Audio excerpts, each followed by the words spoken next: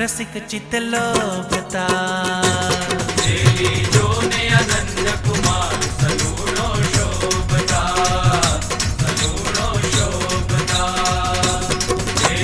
जोने आनंद कुमार सलूणो शोभता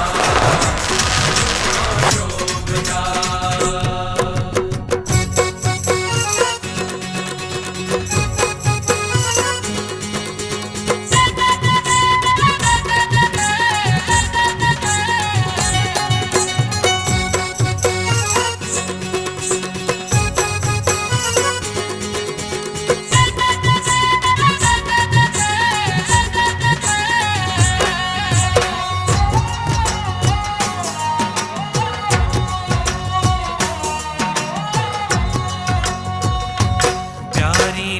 सुरंगी बाघ अलौकिक बांधणी अलौकिक बांधणी प्यारी लाल सुरंगी बाघ अलौकिक बांधणी अलौकिक बांधणी। छूटा पेट झुका चहुकोर छूटा पेट झुका चहुकोर अधिक शोभा बणी अधिक शोभा बणी। जोने आनंद कुमार सलूणो शोभता सलूणो शोभता जोने आनंद कुमार सलूणो शोभता सलूणो शोभता।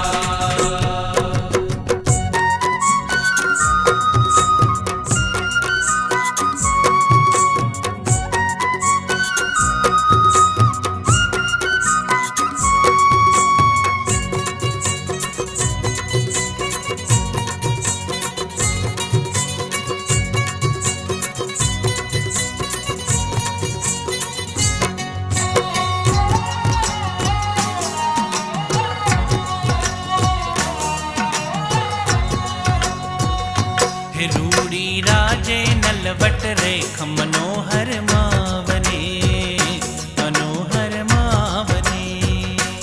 रूड़ी राजे नलवट रेख मनोहर मावने मनोहर। ધન્યભાગી છે યજમાન પરિવાર અને આપણે પણ મહારાજશ્રીના વરદ હસ્તે પુષ્પવૃષ્ટિ થતી હોય, સૂકા મેવાના અભિષેક થતા હોય અને અલગ અલગ વ્યંજનો ભગવાન શ્રી લક્ષ્મીનારાયણ દેવને ધરાતા હોય અને આપણે દર્શન કરતા હોય એવા દર્શન આપણને યજમાન પરિવારના માધ્યમથી પરમ પૂજ્ય આચાર્ય મહારાજશ્રીના વરદ હસ્તે આપણને જ્યારે થયા છે. ભગવાન સંપત્તિ તો સર્વને આપે છે, પણ એ સંપત્તિનો સદઉપયોગ કરવાની સદબુદ્ધિ તો કોઈકને જ આપે છે. સંપત્તિ તો કરોડો લાખો અબજો રૂપિયા હશે ઘણાની પાસે, પણ આવો જે સંકલ્પ થવો એ ભગવાન અને મોટા સદપુરુષની કૃપા સિવાય ન થઈ શકે. આખો સંપ્રદાય ગાય છે કે વડતાલની અંદર મહારાજે હરિકૃષ્ણ મહારાજ સ્થાપ્યા. 6 મંદિરોમાં પોતાનું સ્વરૂપ ક્યાંય સ્થાપ્યું હોય તો એ ફક્ત ને ફક્ત વડતાલમાં.